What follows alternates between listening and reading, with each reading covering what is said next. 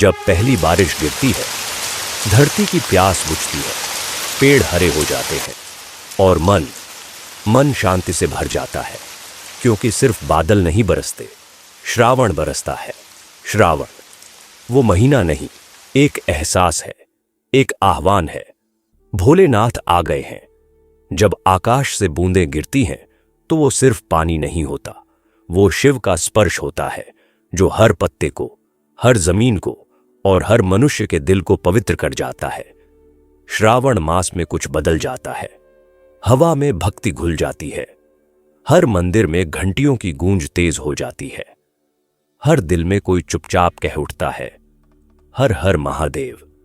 श्रावण सिर्फ पूजा का महीना नहीं, यह तपस्या का महीना है, त्याग का महीना है, प्रेम का महीना है। यह वो समय है जब भोलेनाथ अपने भक्तों के बहुत करीब होते हैं, जैसे वो झुककर कानों में कह रहे हों, अब मांग ले जो भी दिल में है। वो मां जो श्रावण सोमवार को उपवास करती है अपनी संतान की लंबी उम्र के लिए, उसकी हर थाली में भक्ति की मिठास होती है। वो युवक जो कांवड़ उठाकर सैकड़ों किलोमीटर चलता है, उसके पांव में फफोले होते हैं, पर उसके हृदय में केवल शिव का नाम होता है। और वो बच्चा जो पहली बार मंदिर जाकर शिवलिंग पर जल चढ़ाता है, भोलेनाथ मुस्कुराकर उसे आशीर्वाद दे देते हैं। श्रावण मास का हर दिन एक वरदान है, हर सोमवार एक द्वार है शिव की कृपा पाने का। और वो कहते हैं ना, जो श्रावण में शिव को पुकारे, भोले उसे कभी खाली नहीं लौटाते। श्रावण की रातें जहां दीपक की लौ से बातें होती हैं, श्रावण की सुबह जहां मंदिरों में ओम नमः शिवाय की गूंज सभी दुखों को धो देती है। ये महीना है आत्मा को शिव के चरणों में समर्पित करने का। ये वो मौसम है जब इंसान खुद से मिलने निकलता है और शिव से कहता है, अब मुझे बदल दो, मुझे अपना बना लो। श्रावण में सिर्फ जल नहीं चढ़ाया जाता, मन चढ़ाया जाता है, वासनाओं का त्याग चढ़ाया जाता है, और सबसे बड़ा अपना अहम चढ़ाया जाता है। और जब वो अहम पिघल जाता है तो मन शिवमय हो जाता है। तब ना कोई मंदिर चाहिए, ना कोई घंटा। तब भीतर से आवाज आती है, शिवोहम शिवोहम।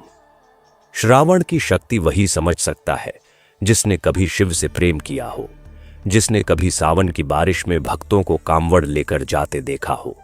उनके भीगे कपड़े, नंगे पांव, पर चेहरे पर अद्भुत शांति, जैसे वो चल नहीं रहे, वो भोले के साथ उड़ रहे हैं। श्रावण का हर दिन, हर सोमवार, हर शिवरात्रि एक संदेश देती है कि जीवन कितना भी कठिन क्यों ना हो, अगर सिर पर भोले की छाया है तो सब संभव है।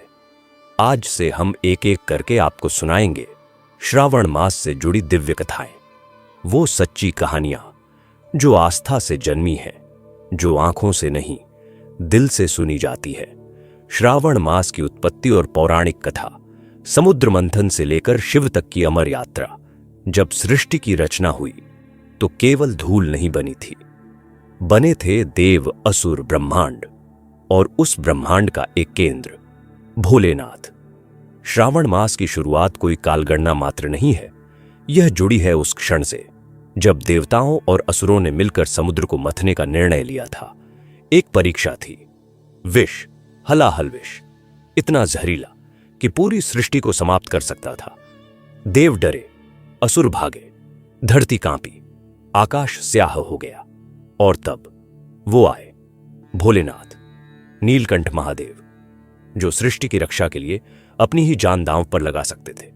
उन्होंने वो हलाहल पी लिया, गले में रोक लिया, ना निगला ना उगला, बस अपने भीतर थाम लिया। इसी कारण उन्हें कहा गया नीलकंठ। और उस दिन जो तिथि थी, जो माह था, वही कहलाया श्रावण मास। श्रावण मास केवल एक महीने की पूजा नहीं है, यह उस बलिदान की स्मृति है जहां एक ईश्वर ने पूरी सृष्टि के लिए अपना कंठ जलाया। और तभी से हर श्रावण में भक्त अपने अपने तरीके से शिव को जल चढ़ाते हैं।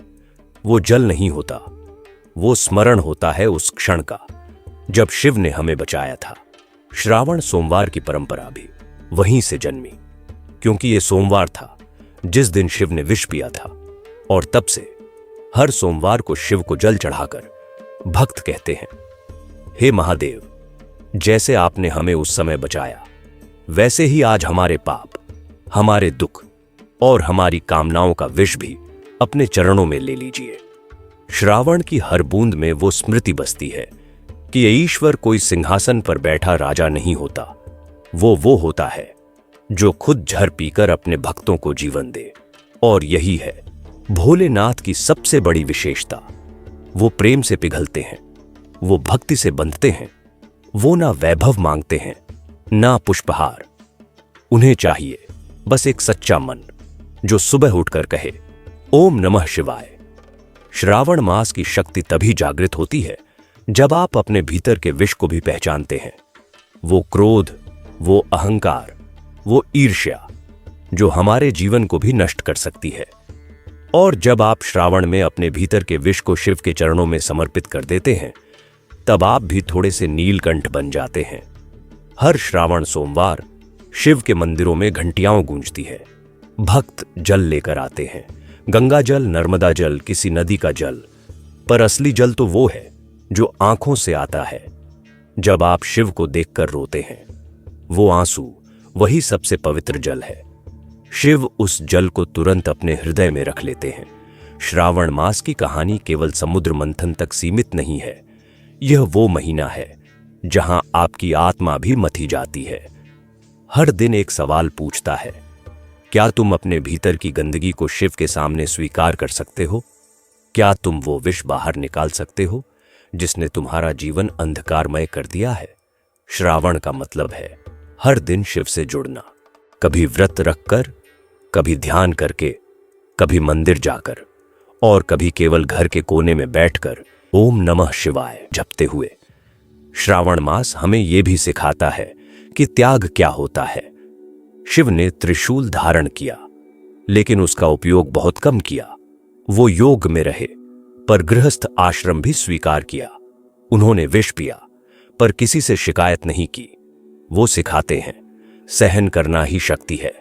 श्रावण मास की इस पौराणिक कथा ने हमें याद दिलाया कि जब सब साथ छोड़ दें, तब ईश्वर खुद आगे बढ़कर हमें संभालते हैं। और यही श्रावण का सार है, हर एक भक्त को शिव तक ले जाना। अगर इस सावन आपने भी शिव को महसूस किया, तो इस शिव स्मृति को जीवित रखें। और अगर यह वीडियो आपके मन को छू गई हो, तो कमेंट में बस इतना लिख दीजिए, हर हर महादेव, शिव मेरे हैं। आप जैसे भावुक भक्तों के लिए हम ऐसे ही शिव भक्ति और जीवन को जोड़ने वाले भावनात्मक वीडियो लाते रहेंगे। विमपाल फैक्ट्स चैनल को सब्सक्राइब करें, बेल आइकन दबाएं और शिव भक्ति की इस यात्रा में हमारे साथ जुड़े। हर हर महादेव। आपका सावन सफल हो, आपका जीवन शिवमय हो।